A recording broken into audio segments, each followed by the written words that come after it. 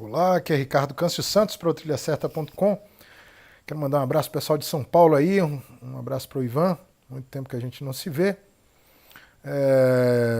Ivan faz uma pergunta bem interessante no sentido que ele diz o seguinte: professor, dá para a gente dizer que o setor de banco, o setor bancário, ele é mais estável do que o setor de varejo e o setor industrial, por exemplo? Então, é interessante que as pessoas pensam a economia como um todo. A economia não deve ser pensada como um todo necessariamente, como se tudo fosse igual. Os setores eles se comportam de forma diferente, eles oscilam de forma diferente. A gente percebe o seguinte: você tem dois riscos que devem ser analisados. Um, risco sistêmicos, os riscos de mercado, né, o risco macroeconômico.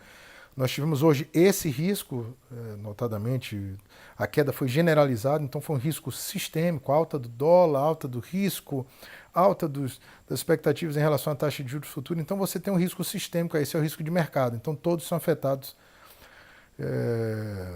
todas as empresas são afetadas. Só que existem algumas empresas que são afetadas mais e outras menos. Ou seja, quando eu falo afetada mais e afetada menos, que algumas oscilam mais e oscilam menos. Primeira lógica que você tem que buscar aí, Ivan, é buscar o beta. O nome é beta da empresa ou beta do setor. Em relação ao beta da empresa, você tem que ver o quanto que essa empresa oscila em relação ao médio de mercado. Então você toma a ideia como mercado, o índice Bovespa, por exemplo. O índice Bovespa num dia caiu 4%, essa Bovespa caiu... o índice Bovespa caiu 4% e essa empresa caiu 8%. Então o beta dela seria de 2%. Ela é 2 vezes mais arriscada do que o mercado. Então, se o mercado cai, ela vai cair 2 vezes mais, em média, né? E se o mercado sobe, ele vai subir 2 vezes mais.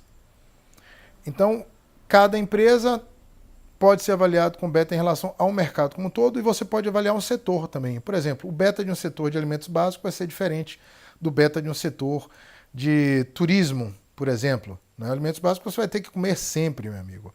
Mas nem sempre você vai estar viajando para turismo. Numa crise você corta a viagem de turismo, mas você não corta a comida. Então procura aí, lança no Google a empresa e o beta. E esse beta ele muda, não tem um beta constante. Porque muda o cenário, muda o beta. Para algumas empresas elas podem permanecer, mas em algumas outras situações não. Você tem uma mudança de beta também. A empresa pode se alavancar mais, o risco vai estar mais... claro, né? Em detrimento de uma empresa que tem menos alavancamento, menos endividamento. Então é isso. Né?